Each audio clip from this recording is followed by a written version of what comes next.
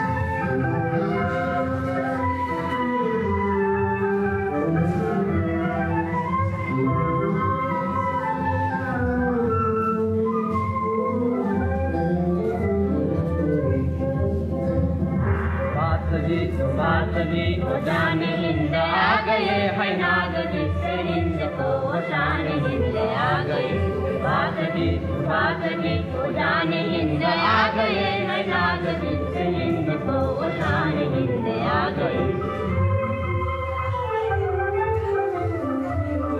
बात जान हिंद है बात शान हिंद है बात मान हिंद है बात मान हिंद है बात जी ओ जान हिंद आ गए है नाग जिससे हिंद को शान हिंद आ गए बात जी ओ जान हिंद आ गए है नाग जिससे हिंद को शान हिंद आ गए कली कली कली कली अंजलि हटा कली आम फलत गा रही बात जी ओ जान हिंद आ गए है नाग जिससे हिंद को शान हिंद आ गए बात जी ओ जान हिंद आ गए है नाग जिससे हिंद को शान हिंद आ गए आन हिंद लाएंगे वो शान हिंद लाएंगे परंदियों की काम पर वो पैर बन के चालेंगे बात जी वो जान हिंद आ गए है नाग जिससे हिंद को वो शान हिंद आ गए बात जी वो जान हिंद आ गए है नाग जिससे हिंद को वो शान हिंद आ गए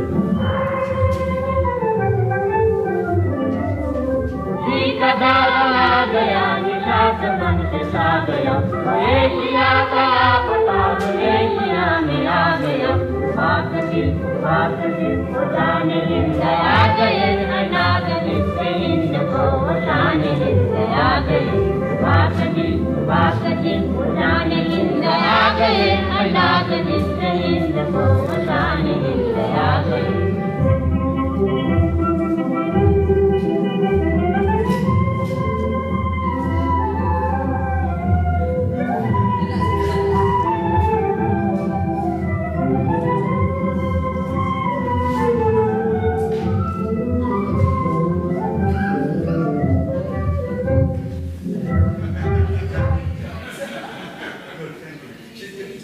On 4th July 1943, at an enthusiastic representative assembly of Indians in Southeast Asia held at Singapore, Netaji accepted the leadership of the Indian Independence League from Rash Bihari Bose. In ringing tones and elegant Hindustani, he told those who were prepared to follow him that he could offer nothing but hunger, thirst, privation, forced marches and death on the journey towards the Red Fort of Delhi, where they would hold their victory parade. The following day, 5th July 1943, was the proudest day in Netaji's life, as he had the unique privilege and honor of announcing to the whole world that India's Army of Liberation had come into being. On hearing their leader give the call, "Chalo Delhi," Mumtaz Hussain composed the song, "Hum Delhi Delhi Jayenge," and Ram Singh Thakur, conductor of the INA orchestra, set it to music.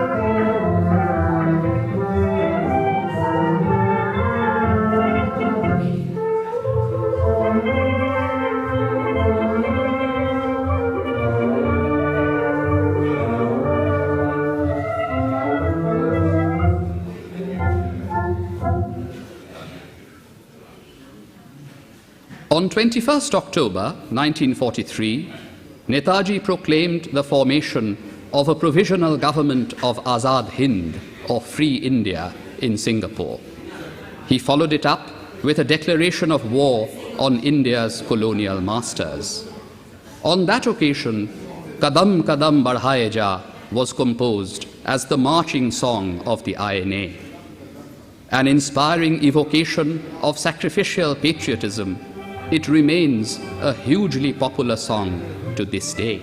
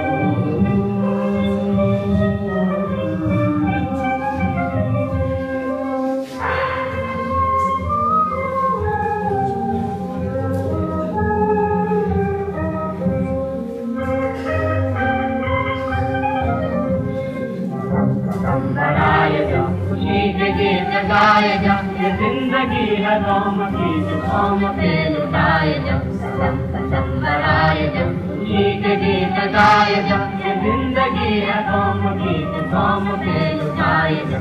शेर हिंद आगे बढ़ने से फिर भी तू न दम, उड़ा के दुश्मनों का कर्ज से वतन बढ़ाए जा। शेर हिंद आगे बढ़ने से फिर भी तू न दम, उड़ा के दुश्मनों का कर्ज से वतन बढ़ाए जा।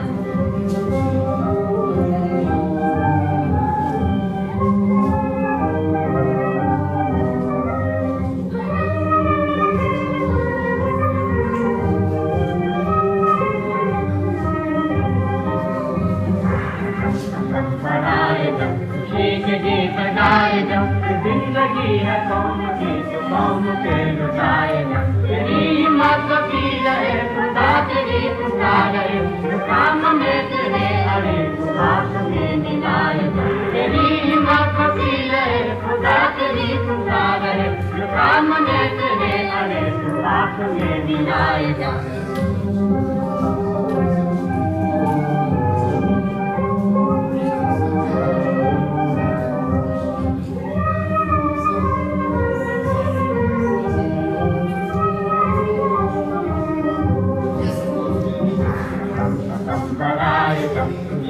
गीत गाए जा, ये जिंदगी है कौम की तो कौम पे लुटाए जा। राजनी पुकार के स्वामी निशान संभाल के, लाठी लेके डाल के लड़ाए जा लड़ाए जा। राजनी पुकार के स्वामी निशान संभाल के, लाठी लेके डाल के लड़ाए जा लड़ाए जा। बढ़ाए जा, गीत गीत गाए जा, ये जिंदगी है कौम की तो कौम पे लुटाए जा।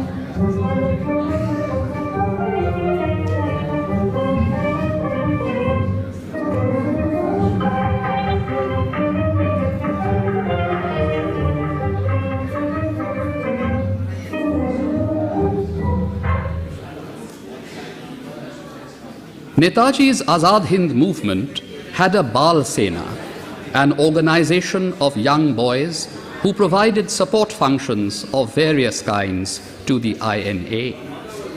This song, written for them by Ram Singh Thakur in Gurkhali, is set to a popular Japanese tune.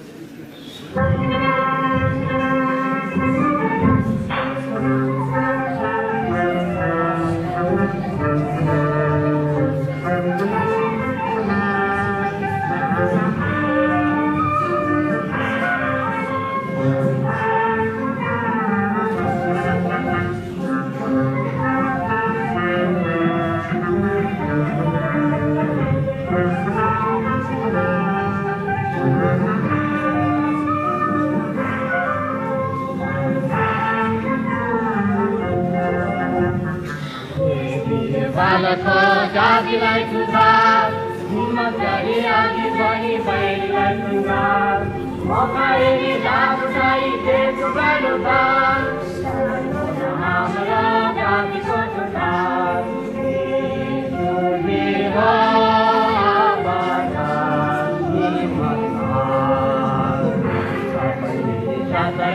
जय हिंद पुकार नेताजी जनता को नाम पवित्र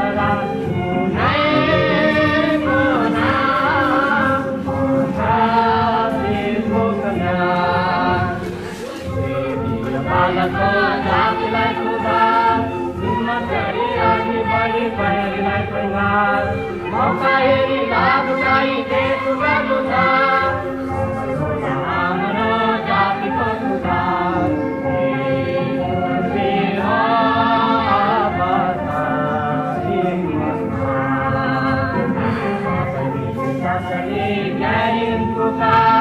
नेताजी जनताको नाम पनि तरा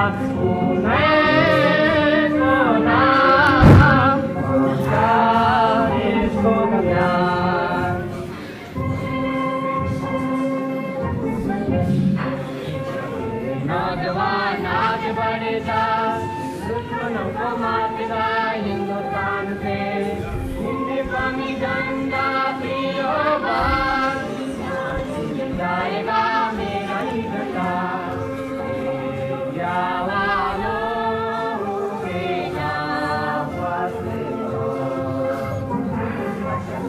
ये कुर्बान हम जाएंगे दुश्मन तेरा काम नहीं है जिया वालों हमारा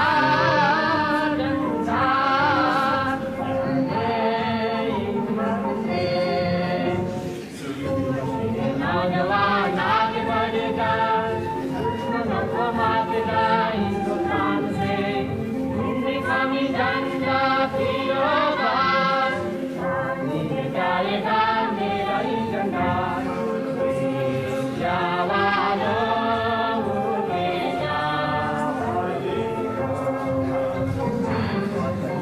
ये कुर्बान हम जाएंगे रुकना तेरा काम नहीं है या वालों हमारा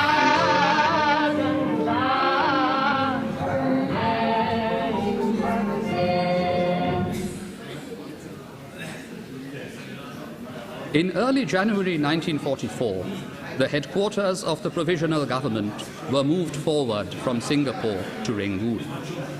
Having first seen action on the Arakan front in February 1944, the INA moved into northeastern India towards Imphal and Kohima on 18th March 1944.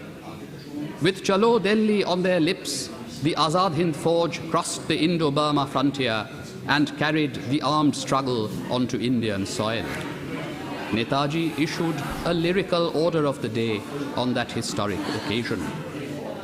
There in the distance, beyond that river, beyond those jungles, beyond those hills, lies the promised land. The soil from which we sprang, the land to which we shall now return. Hark, India is calling. India's metropolis, Delhi, is calling. 388 millions of our countrymen are calling. Blood is calling to blood. Get up.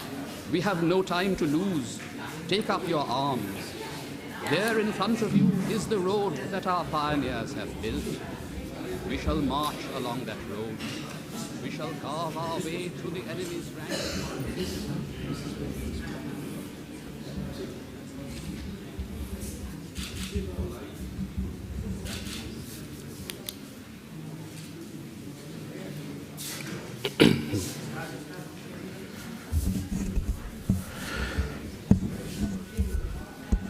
Jai Hind. On behalf of Netaji Research Bureau, it's my privilege to welcome you all to the Traditional Assembly on Subhash Chandra Bose's birth anniversary, which has been taking place in this space for more than 7 decades. We have some special guests with us today. we have Bharati Sahai Chaudhary, a veteran of the Rani of Jhansi Regiment.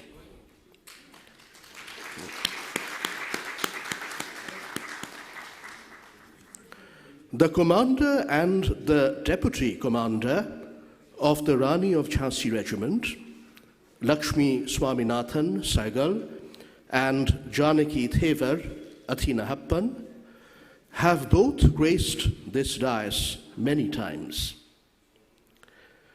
Scores of Ranis have come here on 23rd January down the decades. In January 1980, in fact, Netaji Research Bureau organized and hosted a full-fledged convention of Rani of Jhansi Regiment veterans here at Netaji Bhawan, which was attended by Ranis from across India and from several other countries. Bharati, or Asha Sahai, is the daughter of the freedom fighter Anand Mohan Sahai, one of Netaji's close companions in struggle in the Azad Hind movement from 1943 to 1945. She is also related, through her mother Shoti Sen, to Deshabandhu Chittaranjan Das, the political guru of both Sharad and Subhash Bose. We have Omar Noor Muhammad Habib Yusuf Marfani, also in the front row. He joins us from Yangon, Myanmar. Omar Habib is the grandson of Mehman Abdul Habib Yusuf Marfani. His grandfather was born and grew up in Gujarat's Kathiawar and settled in Burma, where he became a very successful business entrepreneur. During Netaji Week, observed in Rangoon in July 1944, Abdul Habib Marfani donated his entire fortune, worth over 1 crore at the time, in cash, real estate, and jewelry, to the Azad Hind movement. He then joined the Indian National Army as a soldier.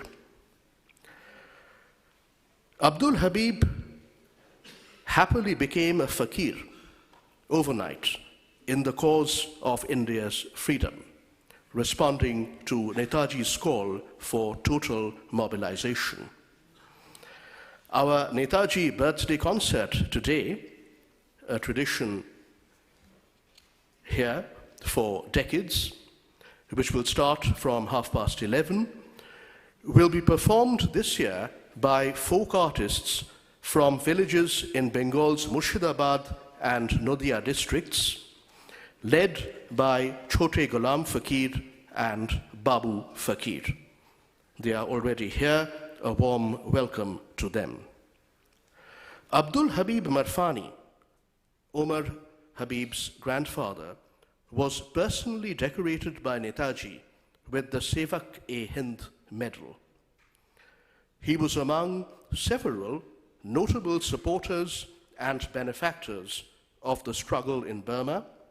The names of Ghulam Hussain Mushtaq Randheri, who was from Surat in Gujarat originally, and Karim Ghani, who was a Tamilian, come to mind.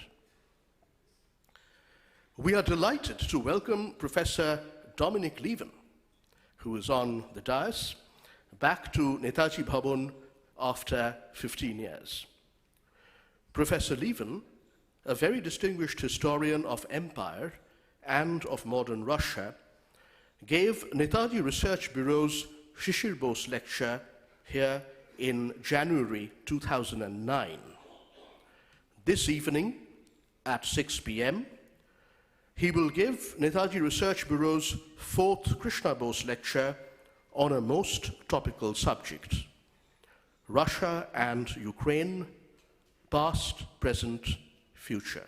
Russia and Ukraine, past, present, future, at 6 o'clock in this auditorium today. I hope many of you will join us here then. I would like to welcome the Consul General of Germany, who is present. I would also like to welcome the Deputy Consul General of Japan, who is seated here, and Srimati Shashi Paja, who is representing the government of West Bengal today. A very warm welcome to all of you. On their wedding night in December 1955, which is known as Pulshojja Rat in Bengali, Krishna Bose asked her new husband, "What is Netaji Bhawan?" Shishir replied in English, "It is my temple." Netaji Bhawan was dedicated to the nation by Sharat Chandra Bose in 1946-47. But this temple acquired life, had its very own Pran Pratishtha, only after 1957, when Shishir Kumar Bose established the Netaji Research Bureau here to take forward his father's vision of a living memorial where Netaji's life of struggle would be rigorously researched, documented, and showcased to the world, and from where his ideology would be disseminated and propagated. In 1961, Shishir Bose opened the world-class Netaji Museum on the first and second floors of this historic house. That museum now draws hundreds of thousands of Indians every year. Indians of every region and state of our country, and of all faiths, ethno-linguistic communities, and generations, young and old, come here every day.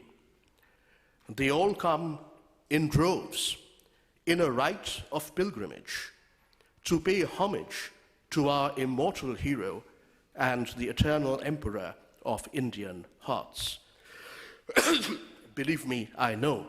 I experience and witness this every single day. Subhash Chandra Bose is not just a pan-Indian or even a subcontinental icon. He is a global icon of resistance to imperialism and colonialism in all its ugly forms. On his 127th birth anniversary today, let me recall for you what Nelson Mandela said when he visited Calcutta in the 1990s. I quote Nelson Mandela, "Your heroes of those days became our heroes. Netaji Subhash Chandra Bose was amongst the great persons of the world whom we, black students, regarded as being as much our leader as yours. Netaji was as much our leader as yours," Nelson Mandela said. Mandela was born in 1918, so my father Shishir Bose's generation. Indeed, Mandela went on, "Netaji united all militant youth of all the colonially oppressed world. We followed with pride his great contributions. We followed with pride his great contributions." In January 1979, Shishir Kumar Bose started The Oracle, the then quarterly journal of Netaji Research Bureau. Under his editorship, The Oracle, whose latest number we are going to release today, grew in subsequent years into a treasure trove of information on India's freedom struggle. In his inaugural editorial, January 1979, Shishir Bose wrote, and I quote, "Whereas a right leadership and a correct course will enable India to take a great leap forward and be an example to humanity, a wrong step and a wrong direction will land her back to medieval times, to despair and disintegration. End quote. In 1997, on the occasion of Subhash Chandra Bose's 100th birth anniversary, Netaji Research Bureau's Netaji Centenary Oration, Netaji Research Bureau's Netaji Centenary Oration was delivered from this dais by Edward W. Said, the Palestinian scholar and public intellectual. Said's address, Decolonization and the Politics of Identity, that's what he titled his Netaji Centenary Oration, Decolonization and the Politics of Identity, was published in a 1998 number of the Oracle. We have reprinted that address in full in the January 2024 birth anniversary number of the Oracle, which we will formally release in just a few minutes. It's also available for free on the homepage of our website, netaji.org. We Indians have just witnessed the perverse and indeed monstrous form the politics of identity can take in a post-colonial state. So let me conclude by reading out to you the final paragraph of Edward Said's Netaji Centenary Oration, 1997, quoting Edward Said. It would seem to me, therefore, that attempts to return the collectivity of human beings to a primitive stage of narcissistic struggle need to be understood not as descriptions of how they in fact behave, but as incitements to wasteful conflict and unedifying chauvinism in the wake of colonialism. And that seems to be exactly what we do not need. Indeed, that is exactly what we do not need. So, on this sacred occasion of Netaji Subhash Chandra Bose's 127th birth anniversary, may I invite all Indian nationalists and patriots to come to this temple of enlightenment and inspiration. Jai Hind.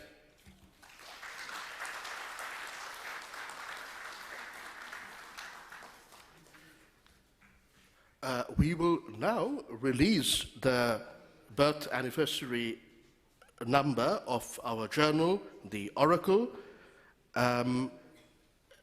in which Edward Said's address is reprinted in full. I hope many of you will pick it up. It's available from our bookshop by the front gate. I would like to invite a few of our special guests to come up on the dais and join us in releasing this number of the Oracle. Bharati Sahai Chaudhary will remain seated, although she will sing for us once the release is done. But can I invite the members of her family, I mean all of you really, including her son Sanjay Chaudhary, her granddaughter-in-law Tanvi Srivastava, and Umar Habib Sahab. Please come up to the dais and join us in releasing the Oracle.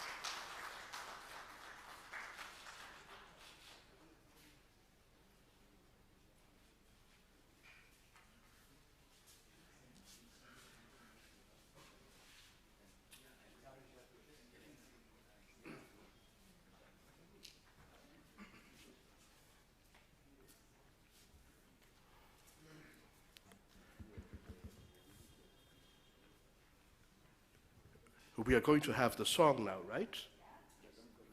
Yes.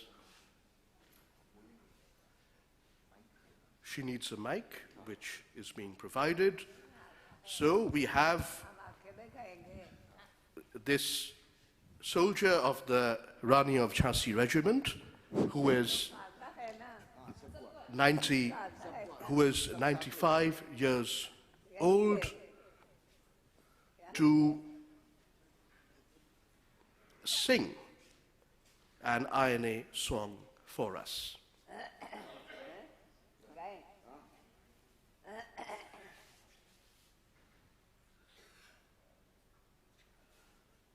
Kadam kadam बढ़ाए जा बढ़ाए जा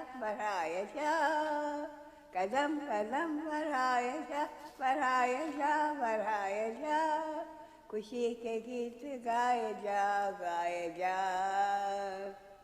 ये जिंदगी है कौम की तू कौम पे लुटाए जा ये जिंदगी है कौम की तू कौम पे लुटाए जा कौम पे लुटाए जा कदम कदम बढ़ाए जा बढ़ाए जा तू शेर हिंद आगे बढ़ मरने से फिर भी तू न डर तू शेर हिंद आगे बढ़ मरने से फिर भी तू न डर उड़ा के दुश्मनों के सर जो से वतन बढ़ाए जा उड़ा के दुश्मनों के सर जो से वतन बढ़ाए जा ये जिंदगी है कौम की तू कौम पे लुटाए जा कौम पे लुटाए जा कदम कदम बढ़ाए जा बढ़ाए जा बढ़ाए जा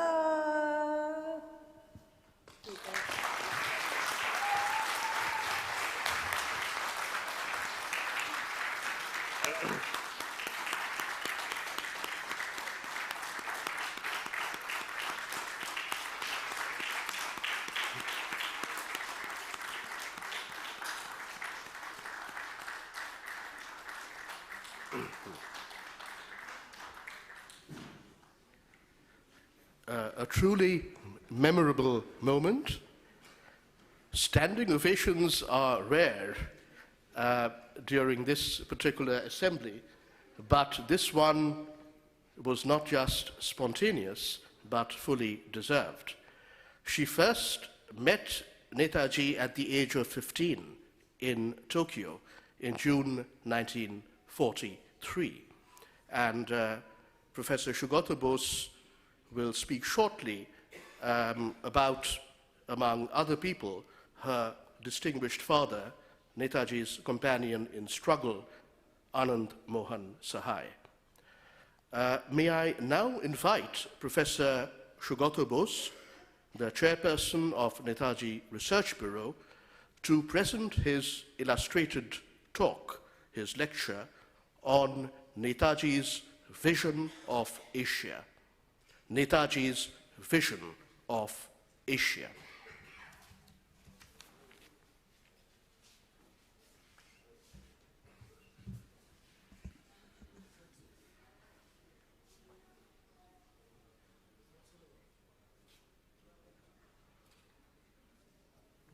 Good. Jai Hind. In November 1979, Shishir Kumar Bose and Krishna Bose traveled through East and Southeast Asia, retracing the footprints of Netaji Subhash Chandra Bose during the struggle for freedom between 1943 and 1945. In Japan, Iweichi Fujiwara kept telling Krishna that he would show her how a soldier of a defeated country lives. Krishna found the refrain odd, as the economic prosperity of the defeated country was by now the envy of the world. Having played a key role in the wartime formation of the Indian National Army, Lieutenant General Fujiwara rose to become the chief of Japan's self-defense forces in the 1960s. One evening, the Boses arrived at Fujiwara's modest, two-storied, wood-framed home to be warmly welcomed by the general's wife, daughters, and granddaughters. A traditional Japanese dinner featuring shabu-shabu was accompanied by pure Darjeeling tea.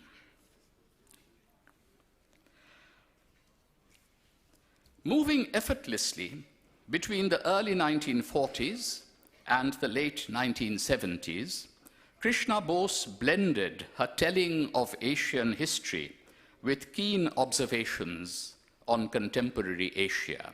This was in her book, Charonarekha Tabo. As poignant as the dinner at Fujiwara's home was the lunch with Tetsuo Higuchi, daughter of Rashbihari Bose, at the Nakamuraya restaurant, which despite the change in ownership still displayed a beautiful portrait of Rashbihari's wife on its wall. The places associated with the visits of Netaji, the Imperial Hotel, Hibiya Park, Hibiya Hall, the Japanese Diet, the Meiji Shrine, the Ueno Museum of Art, Tokyo University came alive with the reminiscences and present-day concerns of the people who had worked or interacted with him. Shibusawa Shakuro's son recounted the days that Netaji had spent as a guest in their home. Masayoshi Kakitsubo narrated his experience of interpreting Netaji's speeches at the Greater East Asia Conference in 1943, also his talks with other Japanese leaders, and his famous lecture at Tokyo University in 1944. Having served as a diplomat in India during the late 1930s, Kakitsubo served as ambassador to Pakistan and deputy permanent representative of Japan at the United Nations in the post-war decades. A trip to Kyoto by taking the new bullet train, named Hikari Light, yielded a more somber meeting with the brother of General Tsunamasa Shidei, who had perished with Subhash Chandra Bose in the tragic air crash in Taipei on August 18, 1945. A visit to Nara's Todaiji, with its imposing statue of the Buddha, was a reminder of the cultural ties between India and Japan stretching back to the 8th century. Homage was paid at the Buddhist temple Renkoji in Tokyo, where the mortal remains of Netaji are preserved. Earlier in 1979, NHK had broadcast a hugely popular documentary titled Chalo Delhi, presented by a well-known director, Isomura Naonori. Parts of it had been filmed right here at Netaji Bhawan. This film included an enactment of the Red Fort trial of 1945 and had rekindled interest in economically resurgent Japan in an earlier generation's involvement with India's struggle for freedom. From Japan, Shishir and Krishna traveled to Singapore, Kuala Lumpur, and Bangkok, major centers of Netaji's wartime activities, and also Taipei, the location of his tragic mortal end. Having landed at the glittering new Chiang Kai-shek International Airport, the Indian visitors were more interested in the older airfield where the 1945 crash had occurred. In Singapore, the cityscape was being transformed, but the old municipal building with its Corinthian columns overlooking the sprawling Padang and the Cathay Theatre stood as silent witnesses of the tumultuous mobilization of Indian anti-colonial sentiment during the 1940s. Even the traditional bungalow in which Subhash Chandra Bose lived and worked was still there, now home to a Chinese family. In Kuala Lumpur, the veterans of the Indian National Army gathered for a lunch meeting in a restaurant called the Bangles to relive their wartime experiences with their Indian guests. Datin Janaki Thevar Athinahappan, who as a teenager had donated her earrings and bangles and gone with the Rani of Jhansi regiment to Burma, narrated her experience of the retreat with Netaji from Rangoon in April 1945. Americ Singh Gill had landed as a secret agent of the INA by submarine in India and recalled his escape from a prison van in Calcutta after receiving a death sentence in a secret trial by the British upon capture. Satyavati Thevar Naidu, who commanded the Singapore unit of the Women's Regiment after Lakshmi Swaminathan moved forward to Burma, had by now lost her sight, but tears flowed from her sightless eyes when she met the Boses at dinner.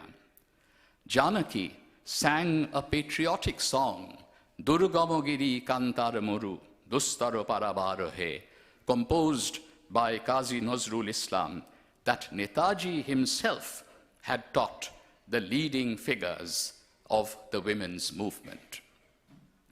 A mass meeting was held one day at the headquarters of the Malay Indian Congress. An announcement that the new auditorium being built by the Congress would be named after Netaji drew thunderous applause from the gathering.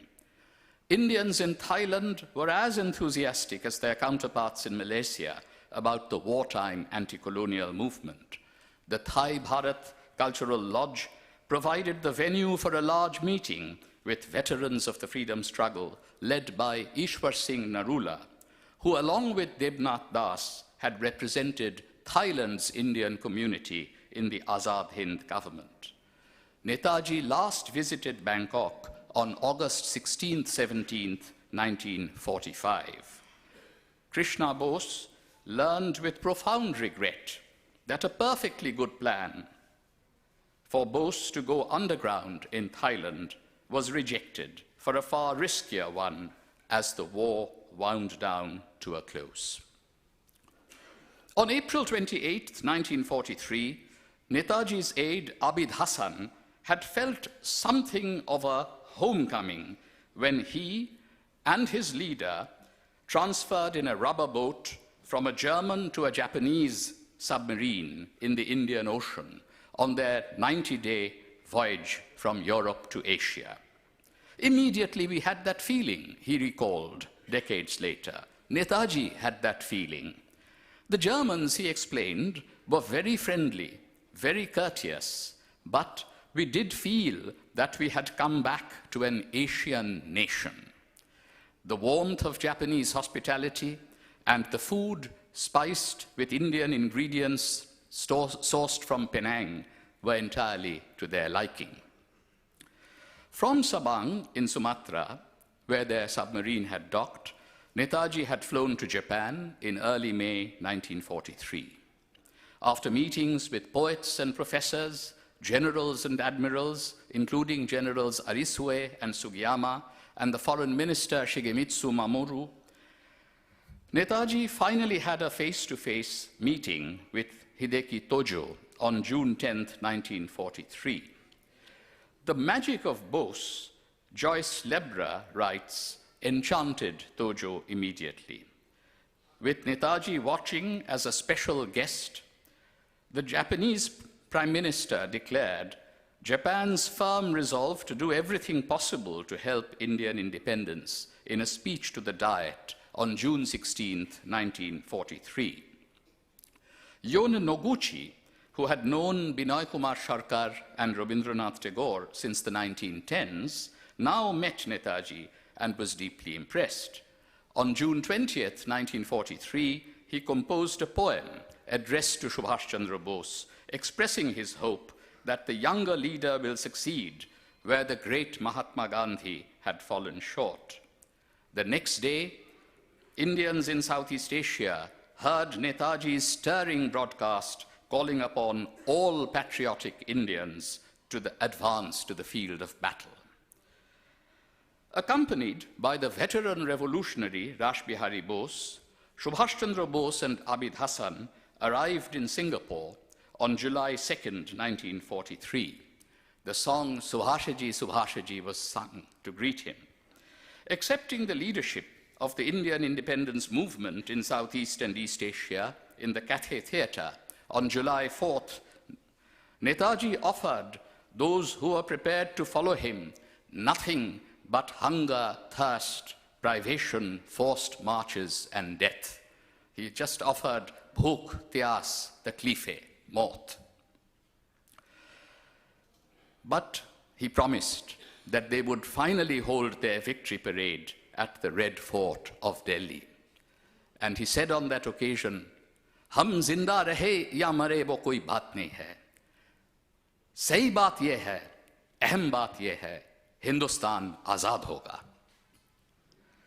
The following morning, July 5th, on the expansive green in front of Singapore's municipal building with its Corinthian columns, Netaji Subhash Chandra Bose took the salute as Supreme Commander of the Azad Hind Fauj and gave the war cry, "Chalo Delhi."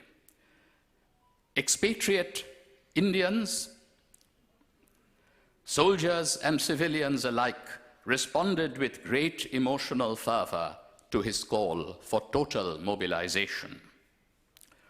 The Burmese leader, Barmaw, first met Netaji in Singapore on July 6, 1943.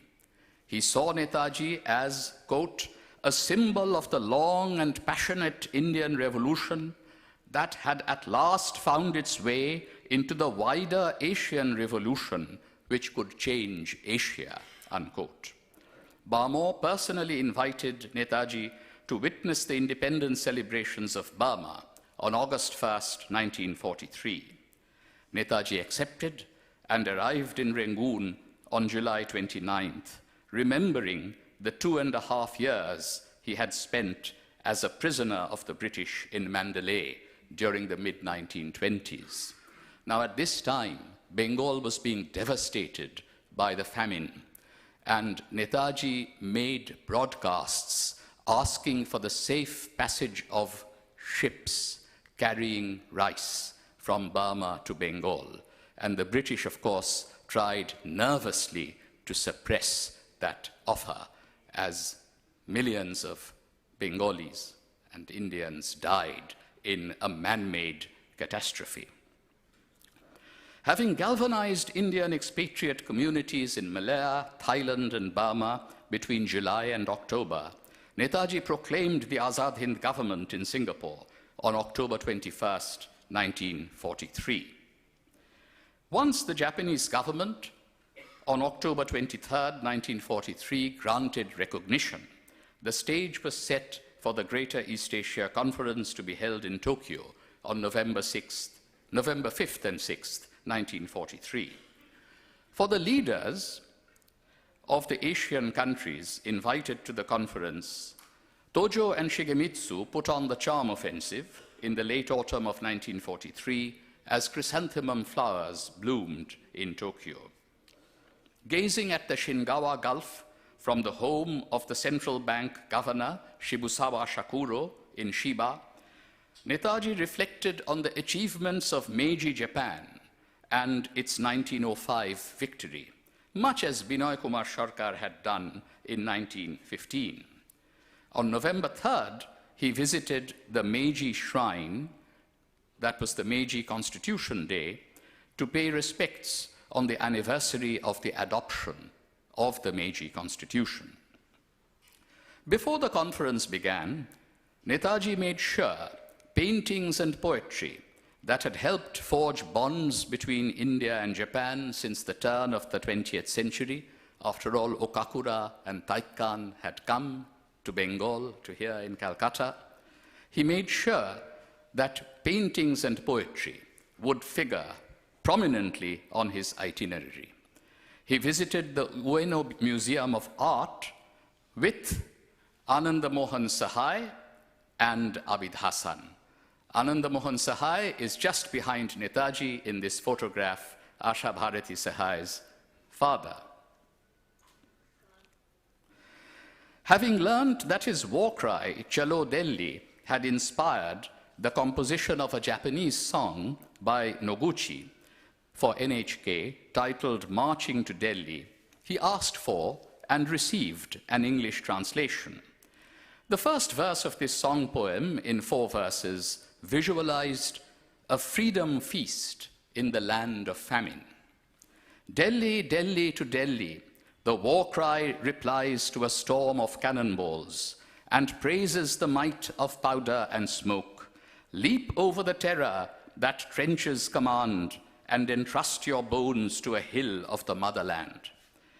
In a blazing sand your palm grasps, you will find all the rewards that death bestows, and the hunger you suffered from the hundreds of years can't be filled till an independence feast is spread. On November 5th, 1943, the Assembly formally convened in the Japanese Diet, and on the morning of November 6th, it adopted a joint declaration. Barmore rose to move a new motion before the Assembly, stating that there could be no liberation of Asia without the liberation of India. The conference expressed full sympathy and support to the Indian struggle for independence. Subhash Chandra Bose, who had been observing the proceedings, now rose to speak. The force of his delivery, the Japanese record noted, compelled every member of the conference to pay attention to every phrase of his speech. A Cambridge-educated interpreter, Kakitsubo, was given the task of translating his speech. Decades later, here, he remembered being moved to tears as he rendered Netaji's English speech into Japanese. Surveying the long history of international conferences, Netaji recalled his own futile attempts to get a hearing for the cause of Indian independence before the League of Nations. It was the Indian inability to distinguish between false and real universalism, Netaji argued, that had led India to succumb to European power. But India had learned through misery and humiliation that true internationalism was rooted in nationalism. The first step towards the creation of an international society was to set up regional federations. He expressed his determination to fight till the bitter end, no matter what the suffering and sacrifice involved may prove to be, certain of India's ultimate victory. I do not know, he said, how many of us who are going to participate in the coming battle will survive to see India free. But whether we survive or not, whether we individually live to see India free or not, India shall be free. We are confident that Anglo-American imperialism shall be wiped out of India, and the menace that hangs over the whole of East Asia will be removed once and for all. The Japanese responded by announcing the de jure transfer of the Andaman and Nicobar Islands to the Free India government. Here you see Netaji's visit in December to the cellular jail, and to Netaji's right stands Anand Mohan Sahai. The Asian leaders took their message beyond the conference halls to the wider public in a mass rally held in Hibiya Park. Subhash Chandra Bose was given an audience by the Emperor of Japan in the Phoenix Hall of the Imperial Palace on November 10th, 1943. Subhash called on Rash Bihari Bose, and together they attended a luncheon in his honor on November 15th. Subhash Chandra Bose also visited the 45 young cadets at the Tokyo Military Academy, and the Japanese record notes, like a mother, he showered his heartfelt affection on them. By the time Netaji said goodbye to the Shibusawa family, leaving with them his presence, including a ceremonial samurai sword, he had clearly endeared himself to his Japanese hosts and left a lasting impression on them. This sword was presented by General Fujiwara to Shishir Kumar Bose here in March 1967, and since then, of course, it is a prize exhibit in the Asia Room of the Netaji Museum. The trickiest challenge facing leaders of South and Southeast Asia was the fraught relationship between Japan and China. The Chinese representative at the Greater East Asia Conference was Wang Jingwei. On his way back from Tokyo, Wang stopped in Fukuoka with Count Teraoka of Japan, and there decided to invite Subhash Chandra Bose to Nanjing. Though he sat through the conference practically saying nothing and expressed himself only towards the end, Wang noted, his robust physique, his regal looks, exuberant energy, his spiritual convictions, and the content of his speech all go to show that he is undoubtedly a revolutionary person. Netaji accepted Wang's invitation and arrived in Nanjing on November 18, 1943, proceeding immediately to pay homage at the mausoleum of Sun Yat-sen. On the night of November 20th, 1943, Netaji gave a 40-minute radio address to the Chungking government and the Chinese people. It contained a lengthy autobiographical account of the ways in which he studied the ideas of Sun Yat-sen and the history of China's Republican Revolution. He paid glowing tributes to Sun Yat-sen as a friend of India, a firm supporter of Indian independence, and a strong opponent of British imperialism. He stressed that Sun Yat-sen was committed to the liberation of Asia and Asian unity.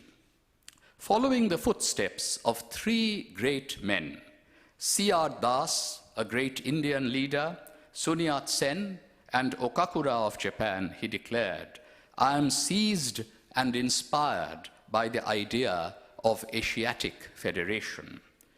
Asia needed to pursue the twin values of liberation and unity, he argued. The building blocks of Asian liberation and unity were the unity of China and the freedom of India, which in turn would make the liberation of the oppressed peoples of West Asia possible. On November 21st, Netaji traveled to Shanghai and galvanized support for his Indian National Army among the Indian community there. He issued a second appeal to Chungking, urging Chiang Kai-shek not to fight against India's Army of Liberation. He recalled how, as president of the Indian National Congress in 1938, he had sent an Indian medical mission to China and insisted that the Indian people really sympathize with China and the Chinese people. In fact, the Indian medical mission had started out from this house on August 28th of 1938. B.K. Basu records it in his diary. Subhash Chandra Bose saw them off, and then by March of 1939, they were having lunch with Mao Zedong in his cave in Yan'an. At that time, of course, Subhash Chandra Bose had strongly criticized Japan's invasion of China. But during the Second World War, he decided to take advantage of the international war crisis to strike for India's independence. Every Indian should be true to the cause of India, he insisted. And likewise, every Chinese should be true to the cause of China. How to reconcile these patriotic allegiances with the larger aim of Asian unity was the severe challenge that wartime Asian leaders faced. Chiang Kai-shek had been rebuffed by Gandhi in 1942 when he had visited India on the eve of the Mahatma's Quit India movement as an advocate of Britain and the United States. Netaji reckoned in November 1943 that China would soon achieve unity under one leader and that by an honorable peace, Japan would withdraw her troops from China. He cited Mahatma Gandhi's statement in 1942 that if India were free, he would have gone on a mission to bring peace between China and Japan. From China, Netaji flew on November 22, 1943, to the Philippines, whose leaders had blazed the trail to Japan since the days of Jose Rizal in the 1890s. One beautiful day in November 1943, an eyewitness recounted, Bose went to Luneta Park on Manila Beach to present a wreath at the famous statue of Jose Rizal. He gazed silently at the statue of Rizal for several long, tense minutes. As the flag of Azad Hind, adorned with the charkha, fluttered in the morning breeze, and the flowers presented by Bose at the feet of the big statue made the whole scene extremely colorful. Jose Rizal, not Jose Rizal, but now Jose Laurel, welcomed Subhash Chandra Bose in Manila as the leader of 350 million Indians in their effort, which is legitimate and divine, to free themselves from the British rule.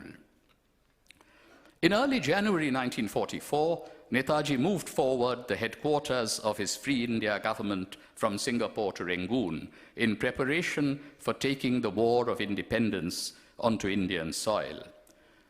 Hostilities against the British forces began on the Arakan front in February, and with Chalo Delhi as their slogan, the Indian National Army crossed the Indo-Burma frontier on March 18, 1944, towards Imphal and Kohima. In April, the Indian tricolour was hoisted by Shaukat Malik in Moirang, near Imphal. High hopes of capturing Imphal in April 1944 were dashed as American air support came to the aid of besieged British ground forces. The INA and their Japanese allies were forced to retreat beginning in July-August 1944, even though the INA continued to fight brave rearguard battles against the British advance into Burma until April of 1945. On September 21, 1943, Netaji's Indian National Army had held a parade outside the tomb of the last Mughal Emperor, Bahadur Shah Zafar, vowing to march to Delhi. From January 1944 to April 1945, Burma remained the principal base of operations of the Indian independence movement. Netaji stationed himself in Memio during the height of the battle for Imphal. The Azad Hind Bank, established in early April 1944, had received large donations from generous men like Abdul Habib and was ready with Indian currency to be used in the liberated areas by the Azad Hind administration. Bamo, whose government welcomed Netaji to Rangoon in January 1944, recalled that the bonds between the two peoples became firmer and the racial tensions which had once existed under the British practically disappeared. In the early autumn of 1944, information trickled down unofficially from Japan that the Japanese government was desirous of conferring a title, Order of the Rising Sun of the First Merit, on Subhash Bose. His reply to this shocked the Japanese authorities not a little. Prem Kumar Saigal, Netaji's military secretary, remembered that the Japanese emissary to whom he conveyed his leader's refusal suggested that they both commit harakiri. Saigal politely declined the suicide pact along with the decoration for his leader. The Japanese Foreign Office tells us that Netaji said, when the independence of India became a reality, he would be glad to receive it, the award, along with his followers. For the time being, he would like to set it aside. The Japanese record goes on, would not this incident and the other one in case of Shibusawa's presence recorded before reveal the very essence of his character? Netaji Subhash Chandra Bose traveled to Tokyo on his third and final visit on October 29, 1944, with his aides Muhammad Zaman Kiani, A.C. Chatterjee, and Habibur Rahman, and spent a month in Japan. He held talks with the new Prime Minister Kuniaki Koiso, Foreign Minister Mamoru Shigemitsu, and was received again by Emperor Hirohito on November 6, 1944. Even if Japan is defeated, he told his followers, "We shall fight for India's independence till the end." And Asha-san will have seen Netaji there, and after that she traveled to join the Rani of Jhansi regiment. He lectured at Hibiya Hall and delivered a major, wide-ranging address to the faculty and students at Tokyo Imperial University. He argued that a regional order had to be the foundation of a world order. The League of Nations had failed because of the selfish and short-sighted policies of the sponsor nations, particularly Britain and France. If such selfishness and short-sightedness could be abjured in Asia, and he was obviously signaling to Japan, and the sponsor nation could work on a moral basis, the experiment to build a new international order may well succeed. He saw the challenge to rise to a high level of morality to be the task not just for the leaders and politicians, but rather the youths and the students. He made it a point to visit the Indian students he had sent to Tokyo once again. In broadcasts to his American friends, he regretted that the United States did not help India and that in waging a war for freedom, they were not helping Japan. "We are helping ourselves," he declared. "We are helping Asia." He also sent a message to the Soviet Union through their ambassador in Tokyo, Jacob Malik, at this time. On January 10, 1945, Netaji was back at the war front in Burma. On April 24, 1945, Netaji, along with men and women of the Indian National Army, began an epic retreat on foot from Burma to Thailand, leaving some personnel to maintain order in Rangoon. The movement sought to regroup in Thailand, Malaya, and Singapore, and there he laid the foundation of the memorial to the fallen soldiers of the INA. And then, of course, the atom bombs on Hiroshima and Nagasaki in August 1945 brought the war in Asia to an abrupt end. It was just a matter of months, a few months, before Netaji and the INA turned their military setback in Southeast Asia into a spectacular political victory in India. On November 5, 1945, a trial by court-martial began of 3 INA officers, Prem Kumar Sehgal, Shahnawaz Khan, and Gurbaksh Singh Dhillon, at Delhi's historic Red Fort. And the slogan was raised, "Lal Kile se aaye awaz, Sehgal, Dhillon, Shahnawaz." A groundswell of popular support emerged for the Hindu, Muslim, and Sikh soldiers who faced the weighty charge of waging war against the King Emperor. Accounts of the heroic fight for freedom filled the pages of the Indian press. The masterful defense lawyer, Bhulabhai Desai, argued that the Indian National Army had waged war under a duly constituted government and in accordance with international law. If a subject people could not take up arms to throw off a foreign yoke, he contended that there would be nothing but perpetual slavery. On December 31, 1945, the Red Fort III was sentenced to deportation for life, just as the last Mughal emperor, Bahadur Shah Zafar, had been in 1858. 3 days later, on January 3, 1946, the British Commander-in-Chief, Claude Auchinleck, was forced to release them to a tumultuous welcome from the Indian public. Among the dozen witnesses presented by the defense were 5 Japanese diplomats and generals. I cannot forget the cheering crowds of Indians that night. A defense witness, Major General Tadashi Katakura, recalled, when the INA officers were vindicated and released. Early one morning, in July 1946, a seaplane took off from the river Hooghly near Dakshineshwar. On board was Sharat Chandra Bose, accompanied by his son Shishir and a family friend, Manubhai Bhimani, whose daughter-in-law is present here today. The seaplane landed on the river Irrawaddy outside Rangoon, and they were received by veterans of the Azad Hind movement. Barmore was at that time a prisoner in Japan.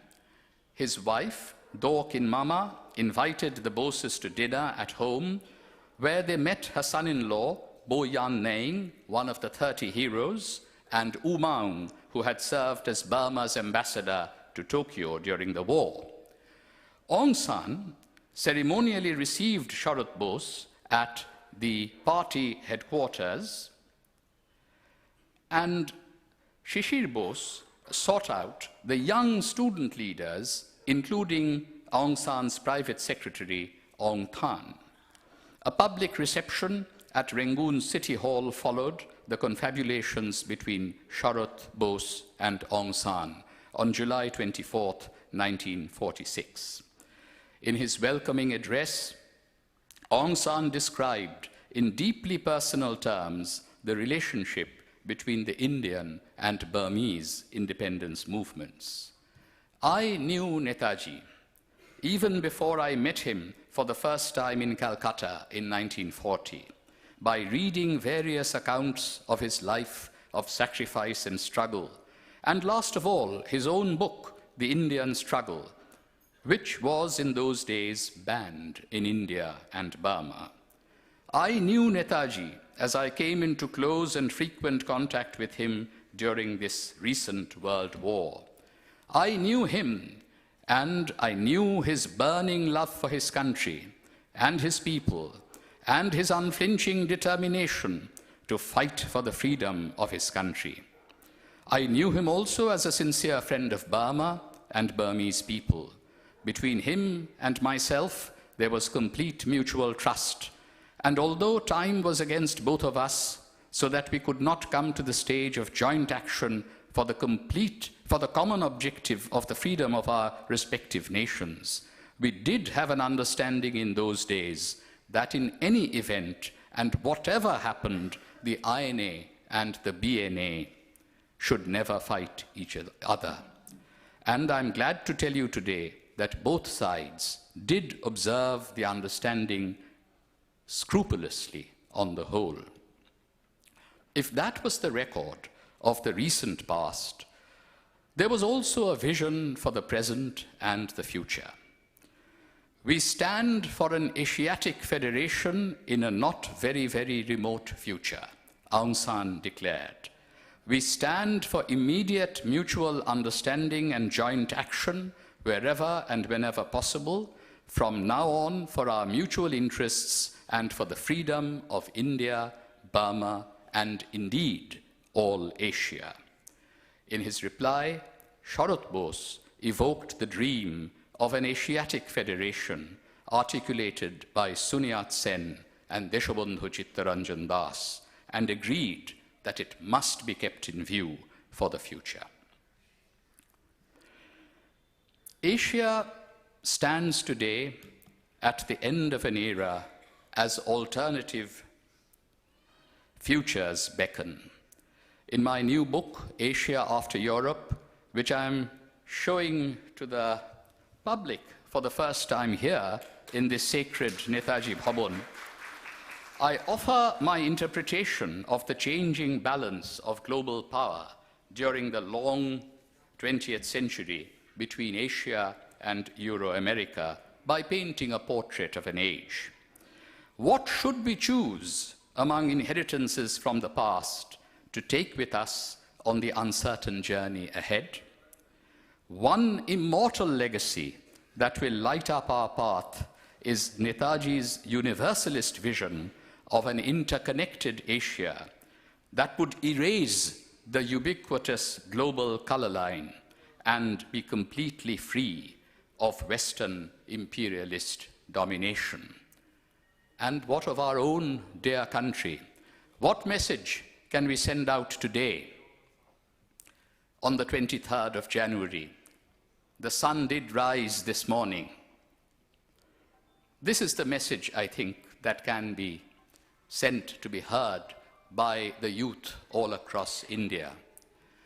Suno re suno desh ke Hindu Musalman, suno behan bhai, suno suno naujawan.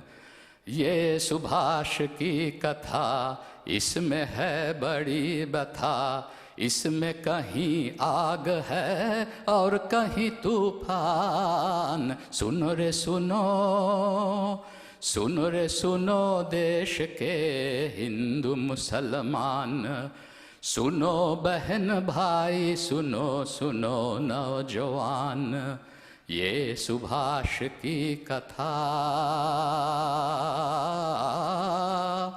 सुनो रे, अपनी सदी का एक चमत्कार था सुभाष, परदेशी हुकूमत का बहिष्कार था सुभाष, अपने गुलाम देश की ललकार था सुभाष, माँ के चरण का पुण्य नमस्कार था सुभाष. सुनो देशवासियों,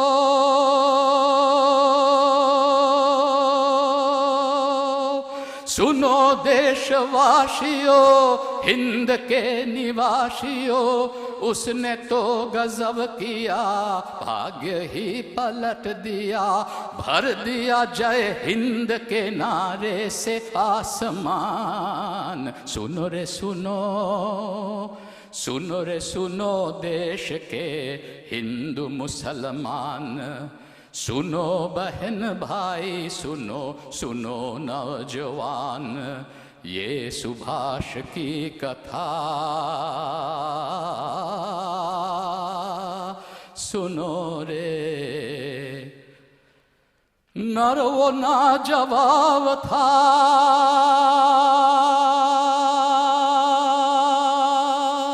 नर वो ना जवाब था, जिंदा इनकलाब था, काम उसने वो किया, हिल गया ब्रिटानिया.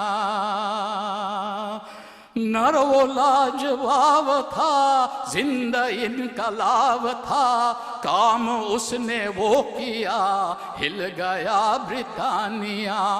उसकी ही आजाद हिंद फौज थी महान. सुनो रे सुनो, सुनो रे सुनो देश के हिंदू मुसलमान, सुनो बहन भाई, सुनो सुनो नौजवान, ये सुभाष की कथा. सुनो रे. जय Hind.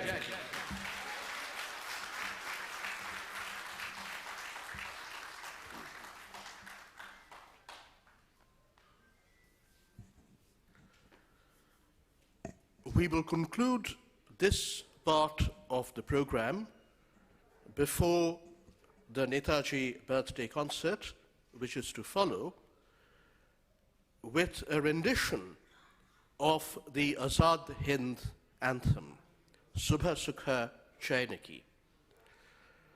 The version we are about to play for you here has been specially sung and recorded for Netaji Research Bureau by the students based mostly in Chennai of T.M. Krishna, the classical musician. T.M. Krishna performed the Netaji birthday concert from this dais on January 23rd, 2020, 4 years ago. So this is a rendition prepared by T.M. Krishna's students for Netaji Research Bureau, Subha Sukha Chainaki, lyrics by Major Abid Hassan, INA, set to music by Captain Ram Singh Thakur, INA.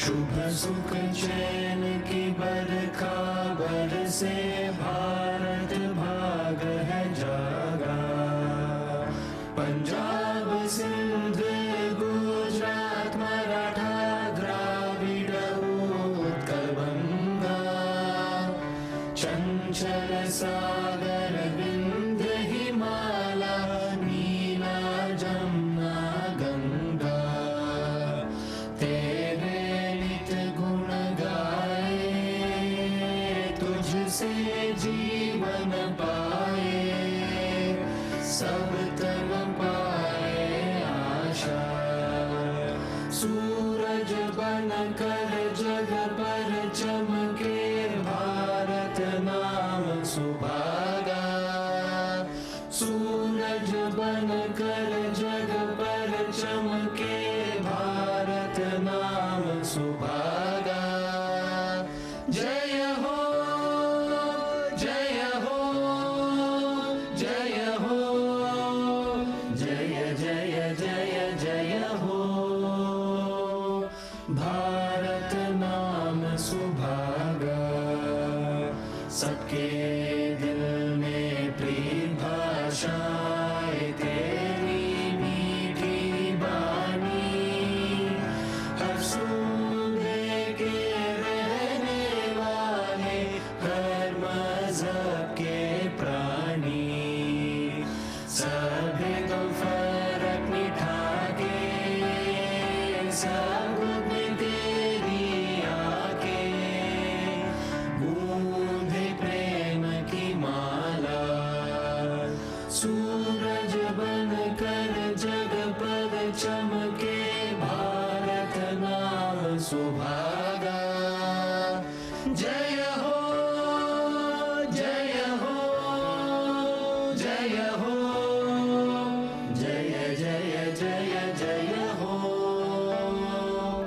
Bharat नाम सुभागा सुबह सवेरे पंख पखेरु तेरे ही गुण गाए बस भरी भर पूरवाए जीवन में रुत लाए सब हिंद पुकारे जय आज़ाद हिंद के नारे प्यारा देश हमारा सूरज बन कर जग पर चमके भारत नाम सुभागा जय हो जय हो जय हो जय जय जय जय हो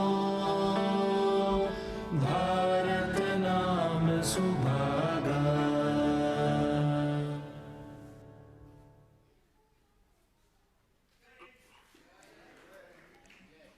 Jai Hind. We conclude this part of the program, but please don't go away.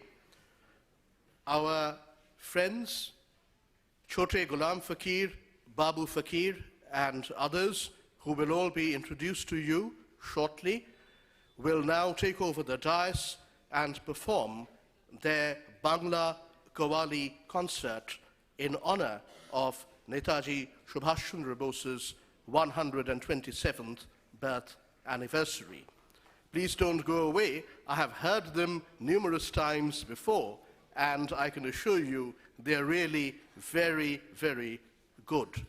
I would like to thank our friends from Bangla Natok, banglanatok.com, the very well-known cultural organization of Calcutta and Bengal, who have helped us to arrange this concert with our friends from the villages of Murshidabad and Nadia. Jai Hind.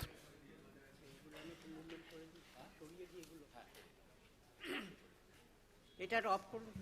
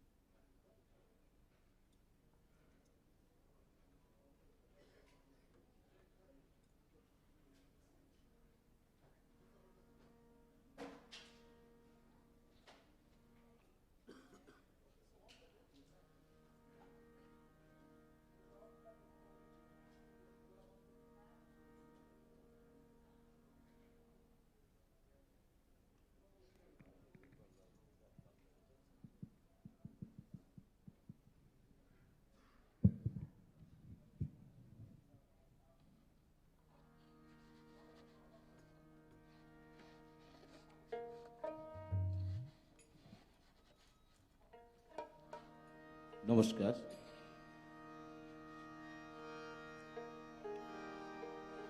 আল্লাহু আল্লাহু আল্লাহু আল্লাহু আল্লাহু আল্লাহু আল্লাহু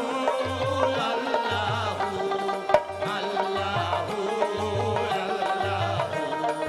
আল্লাহু আল্লাহু ওই আয়নাতে রূপ দেখিতে, ওই আয়নাতে রূপ দেখিতে আমার ভক্তগণেরই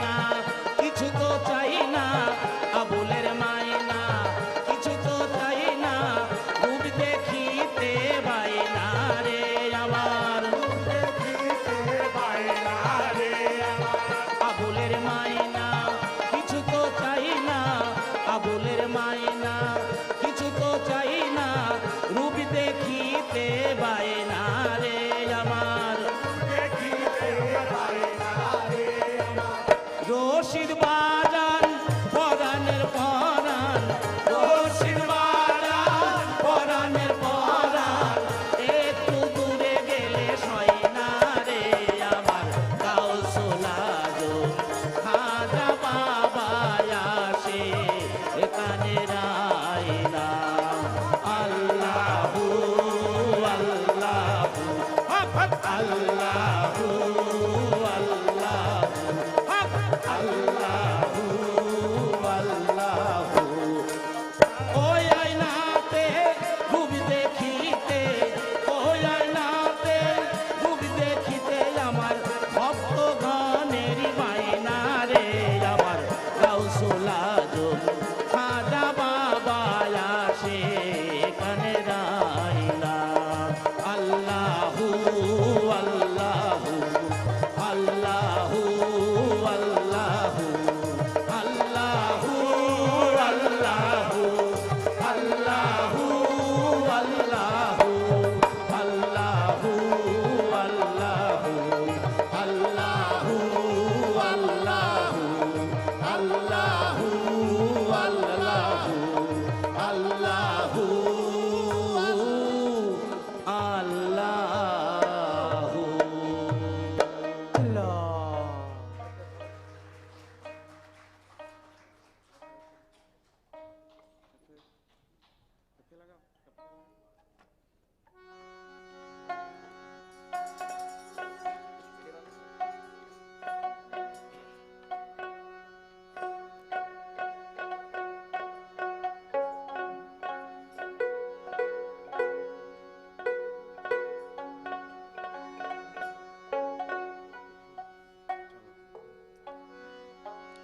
ওই আইনাতে মুখ দেখিতে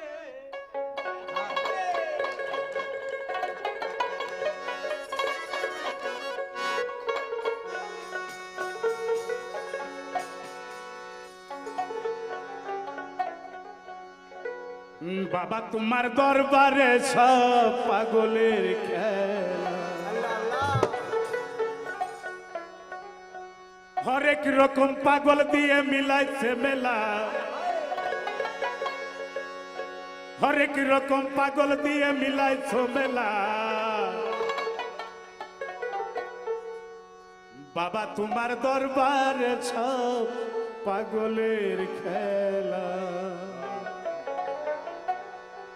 বাবা তোমার দরবারে সব পাগলের খেলা বাবা তোমার দরবারে সব পাগলের খেলা হরেক রকম পাগল দিয়ে মিলাইছে মেলা হরেক রকম পাগল দিয়া মিলাইছে মেলা হরেক রকম পাগল দিয়ে মিলাইছে মেলা বাবা হরেক রকম পাগল দিয়া মিলাইছে মেলা বাবা তোমার দরবারে সব পাগলের খেলা বাবা তোমার দরবারে সব পাগলের খেলা হরেক রকম পাগল দিয়া মিলাইছে মেলা বাবা হরেক রকম পাগল দিয়া মিলাইছে মেলা বাবা তোমার দরবারে সব পাগলের খেলা বাবা তোমার দরবারে সব পাগলের খেলা বছর শেষে চৈত্র মাসে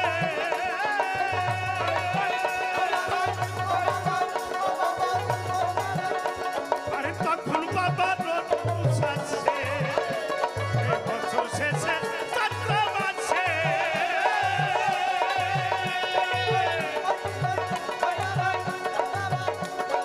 তখন বাবা রোদ উষাচ্ছে হাজার হাজার পাগল এসে দিলে যায় মেলা হাজার হাজার পাগল এসে মিলে যায় মেলা এই হাজার হাজার পাগল এসে মিলে যায় মেলা বাবা তোমার দরবারে সব পাগলের খেলা বাবা তোমার দরবারে সব পাগলের খেলা হরেক রকম পাগল দিয়া মিলাইছে মেলা বাবা হরেক রকম পাগল দিয়া মিলাইছে মেলা বাবা তোমার দরবারে সব পাগলের খেলা বাবা তোমার দরবারে সব পাগলের খেলা আমার বাবাই থাকতো পাগল এসে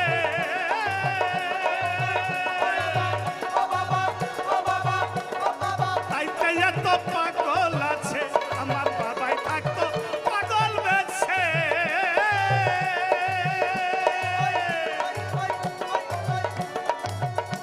আরে তাইতে এত পাগল আছে পাগলদেরকে ভালোবেসে সৈকত জ্বালা পাগল থেকে ভালোবেসে সই কত জ্বালা বাবা পাগলদেরকে ভালোবেসে সই কত জ্বালা বাবা তোমার দরবারে সব পাগলের খেলা বাবা তোমার দরবারে সব পাগলের খেলা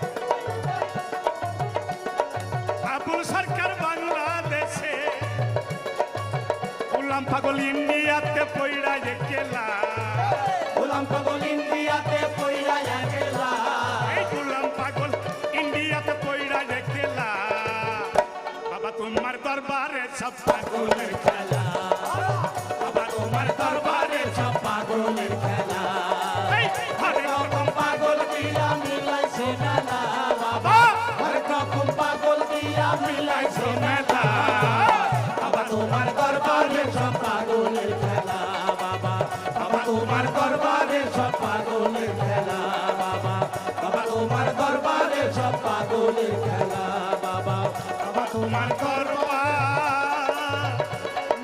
সব পাগলের খেলা আল্লাহ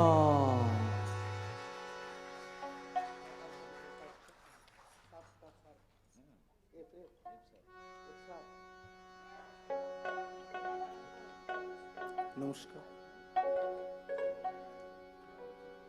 সাবেরে সাবরানি বাবা নূরে নুরানি সাবেরে সাবরানি বাবা নূরে নুরানি মুর্শিদি চাঁদ বাবা আমার আসে কেরে ধন আল্লাহ সাবেরে সাবরানি বাবা নূরে নুরানি সাবেরে সাবরানি বাবা নূরে নুরানি মুর্শিদ চাঁদ বাবা আমার আশিকের ধনী বাবা রে মুর্শিদ চাঁদ বাবা আমার আশিকের ধনী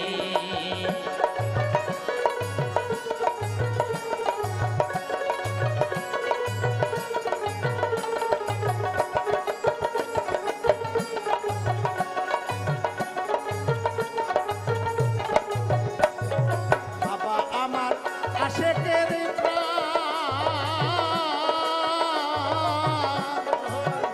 সে যে আশেকেতে হয়ে দেওয়া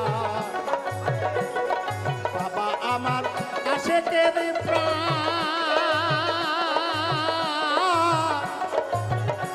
আরে আশেকেতে হয়ে দেওয়া সদাই জপি আল্লাহ নাম জিকিরে ধনী সদাই জপি আল্লাহ নাম জিকিরের ধ্বনি সদাই জপি আল্লাহ নাম জিকিরের ধ্বনি মুর্শিদ চাঁদ বাবা আমার আশিকের ধনী বাবা রে মুর্শিদ চাঁদ বাবা আমার আশিকের ধনী এরে সাবরানি বাবা নূরের নুরানি সাবেরে সাবরানি বাবা নূরের নুরানি মুর্শিদ চাঁদ বাবা আমার আশিকের ধনী বাবা রে মুর্শিদ চাঁদ বাবা আমার আশিকের ধনী বাবারও নাম মিলে পড়ে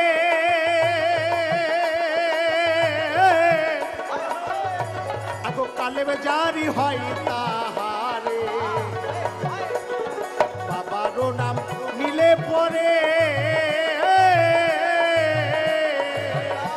আরে কালেবে জারি হয় তাহারে এসকে আশেক মাশেক পুরে নূরে নিশানি এসকে আসল মাসল পুরে নূরের নিশানি এসকে আশেক মাশেক পুরে নূরের নিশানি মুর্শিদ চাঁদ বাবা আমার আশিকের ধনী বাবা রে মুর্শিদ চাঁদ বাবা আমার আশিকের ধনী সাবেরে সাবরানি বাবা নূরের নুরানি সাবেরে সাবরানি বাবা নূরের নুরানি মুর্শিদ চাঁদ বাবা আমার আশিকের ধনী বাবা রে মুর্শিদ চাঁদ বাবা আমার আশিকের ধনী বাবারও নাম রাখো জিন্দা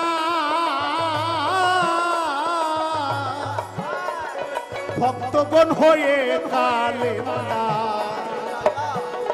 বাবারও নাম রাখো জিন্দা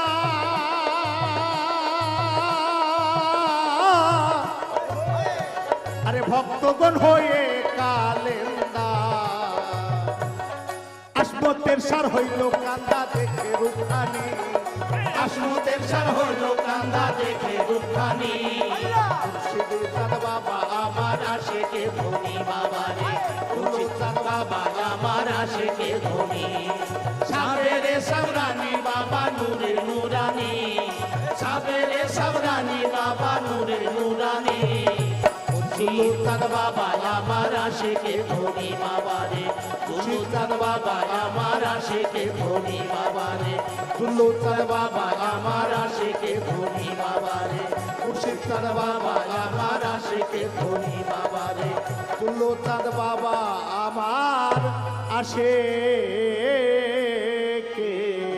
ধনী।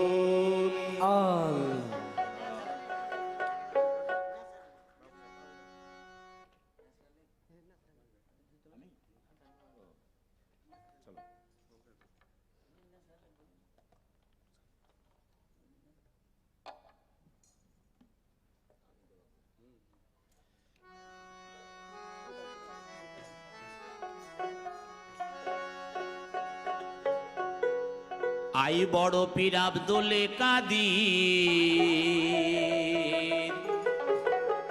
তরিকতে কাদেরিয়া, আই বড় পীর আব্দুল কাদির তরিকতে কাদেরিয়া, মিলাও তোমারে শিখে সব আপনার রহমতিয়া,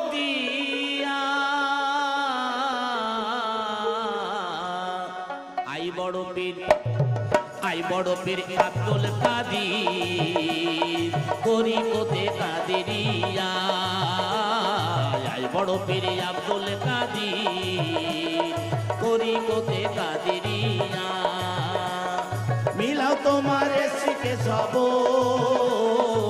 আপনার রহমতিয়া, আই বড় পীর আব্দুল কাদির তরিকতে কাদেরিয়া, আই বড় পীর আব্দুল কাদির তরিকতে কাদেরিয়া।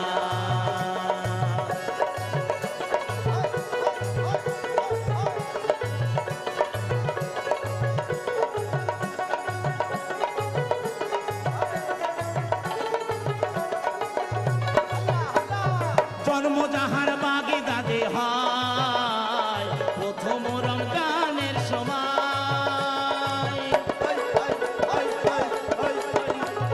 জন্ম যাহার বাগদাদে হয় প্রথম রমজানের সময়, দিনের বেলায় খায় না দুধ যায় তাহার রোজা হয়ে, দিনের বেলায় খায় না দুধ যাই তাহার রোজা হয়ে, আই বড় পীর আব্দুল কাদির তরিকতে কাদেরিয়া, আই বড় পীর আব্দুল কাদির তরিকতে কাদেরিয়া, মিলাও তোমাকে শিখে সব আপনার রহমতিয়া, আই বড় পীর আব্দুল কাদির তরিকতে কাদেরিয়া, আই বড় পীর আব্দুল কাদির তরিকতে কাদেরিয়া,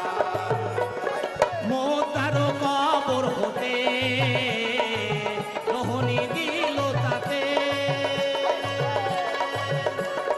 মোতার কবর হতে রহনি দিল তাতে, কাহার কাছে হার মেনেছে ফেরেশতারা যাচিয়া, কাহার কাছে হার মেনেছে ফেরেশতারা যাচিয়া, আই বড় পীর আব্দুল কাদির তরিকতে কাদেরিয়া, আই বড় পীর আব্দুল কাদির তরিকতে কাদেরিয়া।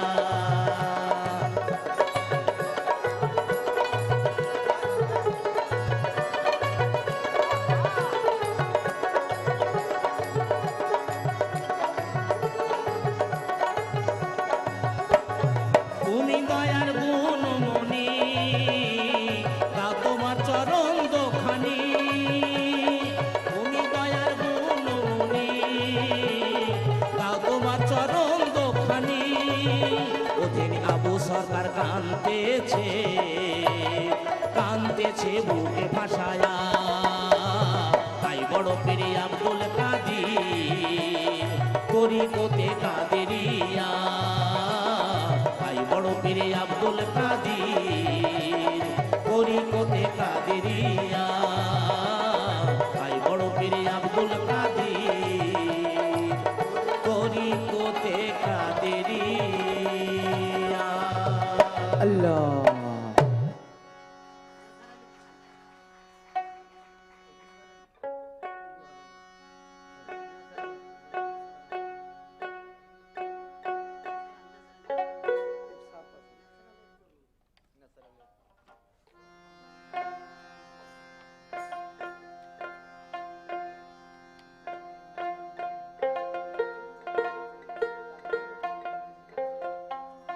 इश्के महबूब खोदा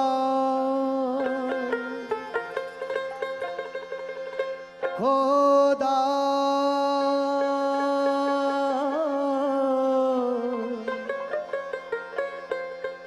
खोदा या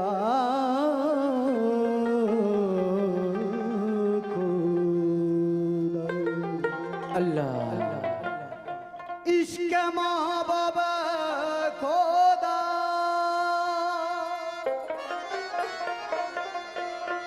जिस दिल में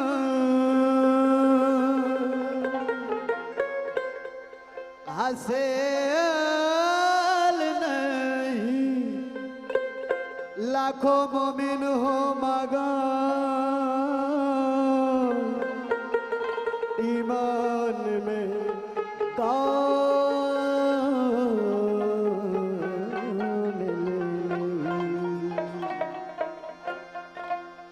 ज्योति अल्लाह के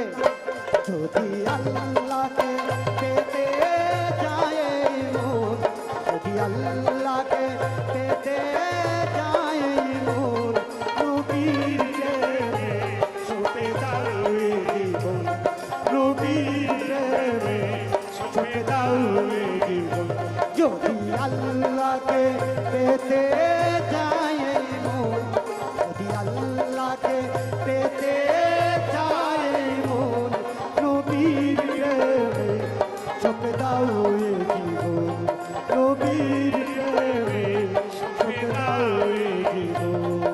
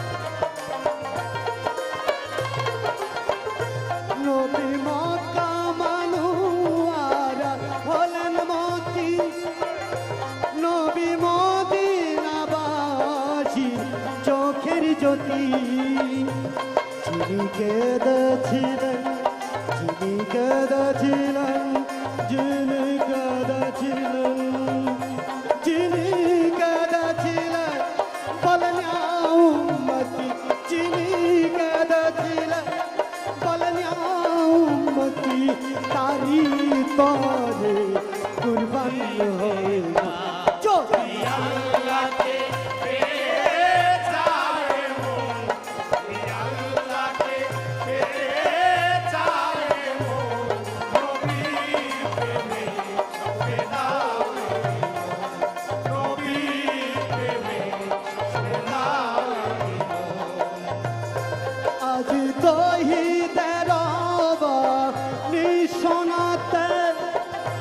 তপসিরানা ছিলেন মক্কা মদিনাতে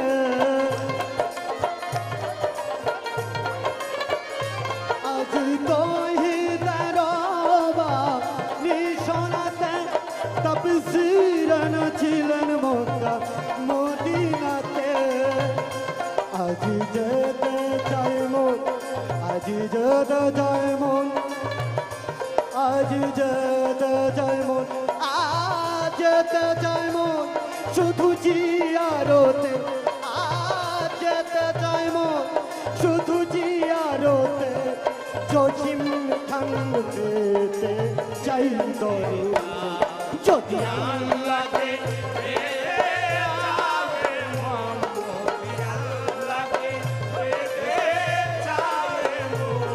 নবীর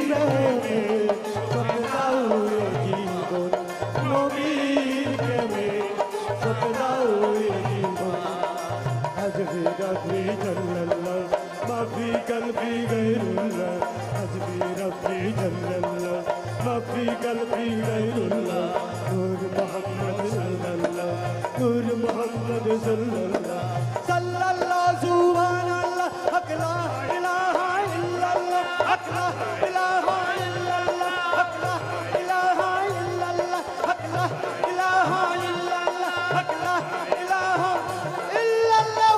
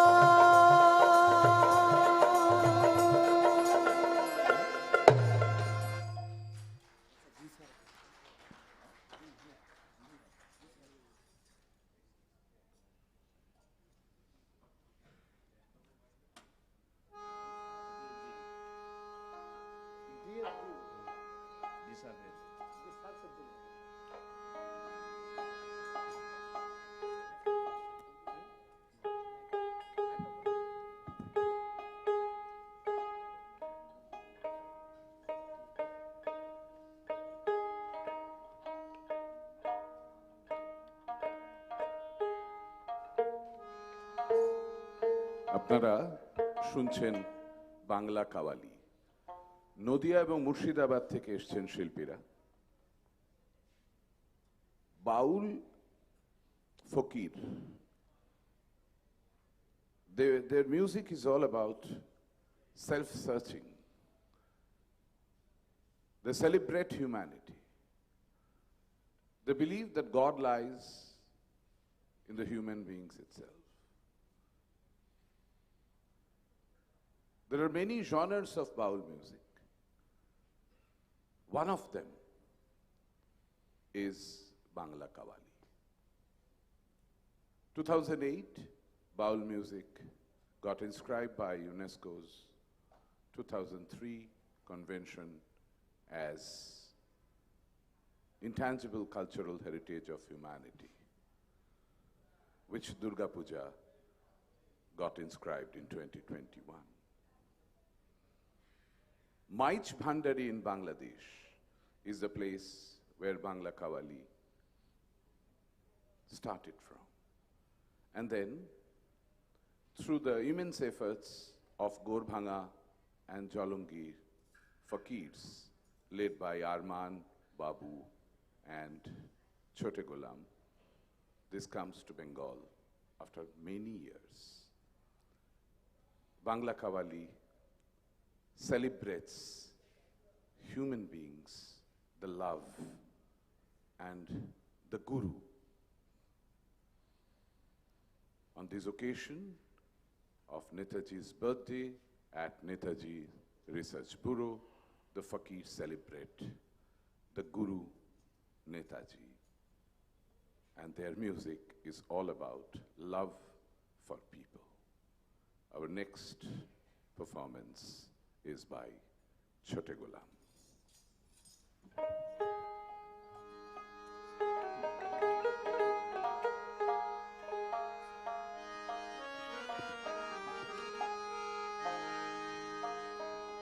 ওই আমার পরাণ ভরে তোমারে দেখব ও দিলের স্বাদ মিটায়া তোমারে দেখব ও দিলের স্বাদ মিটায়া তোমারে দেখব একটু দাঁড়াও দাঁড়াও ইয়া মোহাম্মদ या मोहम्मद ইয়া মোহাম্মদ या मोहम्मद আমার পরাণ ভরে তোমারে দেখব আমার পরাণ ভরে তোমারে দেখব আমার পরাণ ভরে তোমারে দেখব আমার পরাণ ভরে তোমারে দেখব দিলের ছাদ মিটায়া তোমারে দেখব ও দিলের ছাদ মিটায়া তোমারে দেখব একটু দাঁড়াও দাঁড়াও ইয়া মোহাম্মদ আমার পরাণ ভরে তোমায় দেখব একটু দাঁড়াও দাঁড়াও ইয়া মোহাম্মদ আমার পরাণ ভরে তোমায় দেখব পরাণ ভরে তোমারে দেখব পরাণ ভরে দেখব দিলের স্বাদ মিটাইয়া তোমারে দেখব ও দিলের স্বাদ মিটাইয়া তোমারে দেখব একটু দাঁড়াও দাঁড়াও ইয়া মোহাম্মদ আমার নয়ন ভরে তোমারে দেখব একটু দাঁড়াও দাঁড়াও ইয়া মোহাম্মদ আমার পরাণ ভরে তোমারে দেখব এক রাত্রে নবী ছিল মেহানির ঘরে জিবরাইল আসিয়া তারে বলে বিনয় করে ইসরাইল আসিয়া তারে বলে বিনয় করে এক রাত্রে নবী ছিল মেহানির ঘরে জিবরাইল আসিয়া তারে বলে বিনয় করে একেছেন আল্লাহ পাক মিরাজ হবে আপনার সাথে মিরাজে গেলেন নবী আলাপন হলে ছবি মিরাজে গেলেন নবী আলাপন হলো ছবি বিদায় কালে আল্লাহ তাআলা বললেন বেকারার বিদায় বেলায় আল্লাহ পাকে হলেন বেকারার বিদায় কালে আল্লাহ তাআলা হলেন বেকারার আমার আল্লাহ বলে বেকারি সাদ মিটে না নবী আর কিছু সময় থাকো নবী আরো কিছু সময় থাকো নবী আর কিছু সময় থাকো দিলের কাবাই তোমারে আমি রাখবো ও দিলের কাবাই তোমারে আমি রাখবো একটু দাঁড়াও দাঁড়াও ইয়া মোহাম্মদ আমার নয়ন ভরে তোমায় দেখব একটু দাঁড়াও দাঁড়াও ইয়া মোহাম্মদ আমার নয়ন ভরে তোমায় দেখব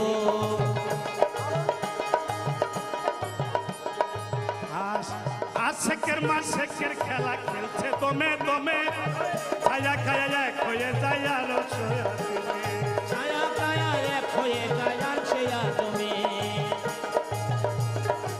আশেকের মাসেকের খেলা আশেকের মাসে কে নামাজ খেলছে আমার আল্লাহ তাআলা গো আশেকের মাসেকের খেলা খেলছে নামাজ আল্লাহ তাআলা গো আশেক মাসে কে নামাজ আশেকের মাসেকের খেলা খেলছে দমে দমে ছায়া খায়া এক হয়ে যায় আর বিদায় নিয়ে রাসূলুল্লাহ চলে গেলেন বাইতুল্লাহ বিদায় নিয়ে রাসূলুল্লাহ চলে গেলেন বাইতুল্লাহ।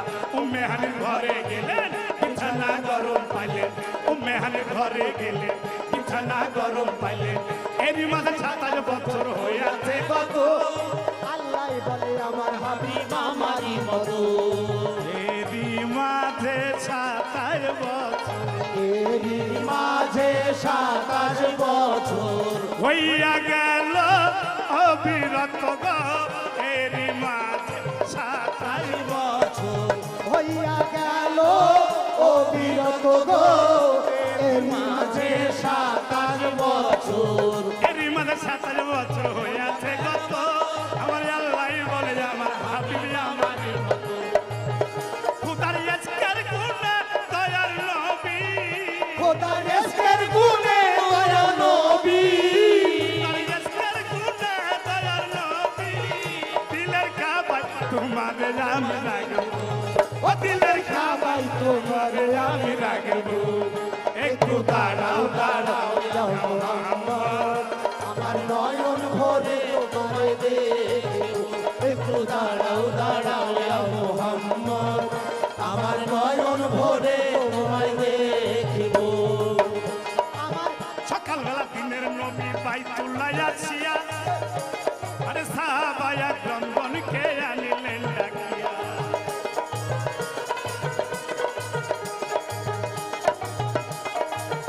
সকালবেলা দিনের নবী, সকালবেলায় দিনের নবী, বাইতুল্লাহতে আসলেন উনি গো।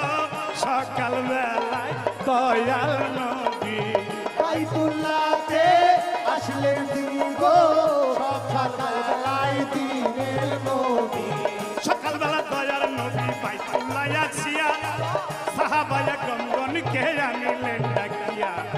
মিরাজের যা ঘটনা করিলেন সব বর্ণনা, মিরাজের যা ঘটনা করিলেন সব বর্ণনা। পাঞ্জে গেলে নামাজ হবে, শরীয়ত জারি হবে। পাঞ্জে গেলে নামাজ হবে, শরীয়ত জারি হবে। সালাতে মুমিনের মেরাজ বলছে আল্লাহ পাকে। নূর নবীজির নূর তাদের লাজার কলবে থাকে।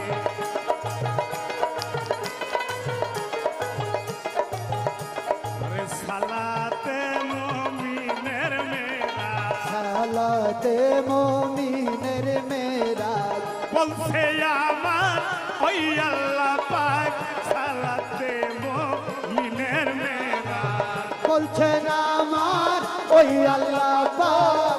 সালাতে মুমিনের মেরাজ, সালাতে মুমিনের মেরাজ বলছে আল্লাহ পাকে। নূর নবীজির নূর তাদের লাজার কলবে থাকে। সালাতে মুমিনের মেরাজ বলছে আল্লাহ পাকে। নূর নবীজির নূর তাদের লাজার কলবে থাকে। ইব্রাহিম পায়া রাসূলুল্লাহ, ইব্রাহিম কয়া রাসূলুল্লাহ, ইব্রাহিম পায়া রাসূলুল্লাহ। ও দিলের কাবাই তোমারে আমি রাখবো, ও দিলের কাবাই তোমারে আমি রাখবো। ওই একটু দাঁড়াও দাঁড়াও ইয়া মুহাম্মদ, ইয়া মুহাম্মদ। হে আমার পরাণ ভরে তোমারে দেখবো। একটু দাঁড়াও দাঁড়াও ইয়া মুহাম্মদ, হে মুহাম্মদ, হে আমার পরাণ ভরে তোমারে দেখবো। আমার পরাণ ভরে তোমারে দেখবো। পরাণ ভরে তোমারে দেখিব। আমার পরাণ ভরে তোমারে দেখবো। দিলের সাথে মিটাইয়া তোমারে দেখিব। ও দিলের সাথে মিটাইয়া তোমারে দেখিব।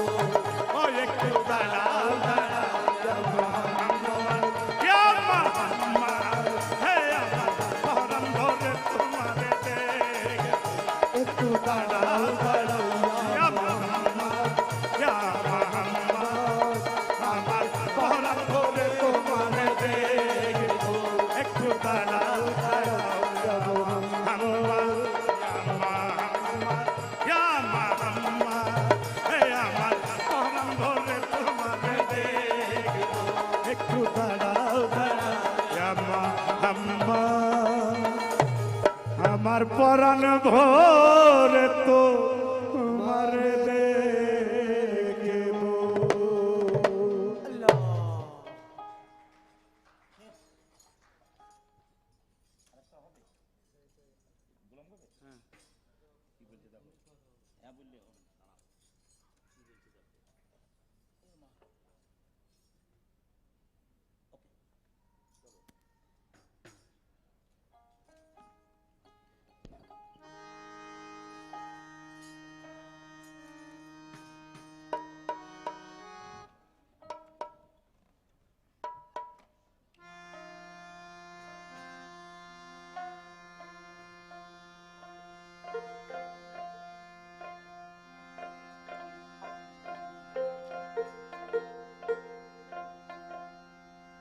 সকলকে ধন্যবাদ।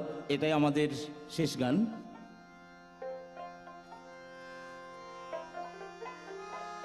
খাজা তোমার প্রেমে আমি হলাম দেওয়ানা, পাগল হলাম আমি হলাম মাস্তানা, ও পাগল হলাম আমি হলাম মাস্তানা। আল্লাহ আল্লাহ আলী আলী আল্লাহ আল্লাহ আলী আলী আল্লাহ আল্লাহ আলী আলী আল্লাহ আল্লাহ আলী আলী। খাজা তোমার প্রেমে আমি হলাম দেওয়ানা, খাজা তোমার প্রেমে আমি হলাম দেওয়ানা, পাগল হলাম আমি হলাম মাস্তানা, ও পাগল হলাম আমি হলাম মাস্তানা।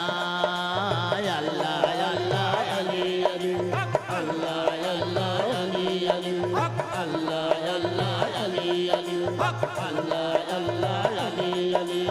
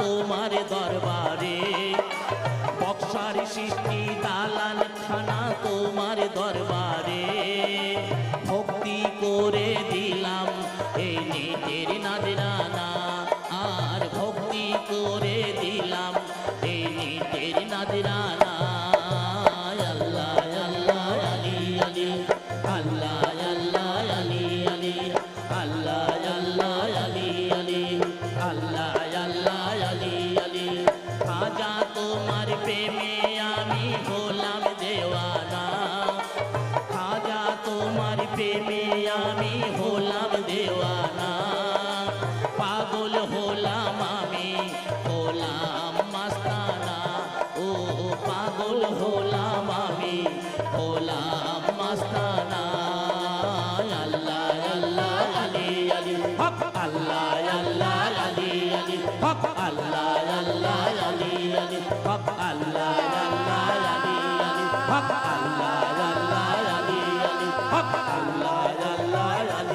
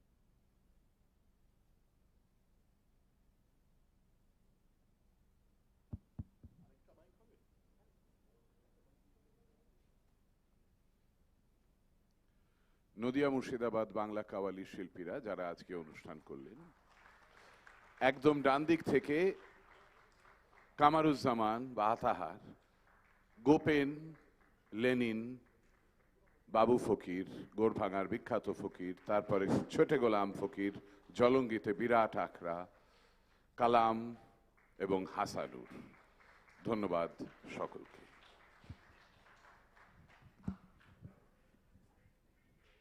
আমরা বুঝতে পারলাম যে বাংলা কাওয়ালি যা স্পিরিট, সেই সঙ্গে নেতাজি সুভাষচন্দ্র বসুর জীবন, আদর্শ ও সংগ্রামের স্পিরিট খুব ভালোভাবে মেলে। সবাইকে ধন্যবাদ, আপনারা এসেছেন। কেউ গোরভাঙা থেকে নদিয়া, কেউ জলঙ্গি থেকে মুর্শিদাবাদে, আবার আসবেন নেতাজি ভবনে নেতাজি রিসার্চ ব্যুরোর অনুষ্ঠানে। আপনারা সর্বদা স্বাগত। One last word, if any of you haven't yet visited the museum, which is located on the first and second floors of this true temple of freedom, this temple of freedom, then please do so, if not today, on another day. There is no better way of learning about Netaji's life and struggle and of appreciating the values and principles that he stood for. It's teeming with people, so today, and it's going to get more and more crowded as the day progresses, so this may not be the best day to visit, unless you don't mind crowds, of course, but please do so at your leisure. Jai Hind.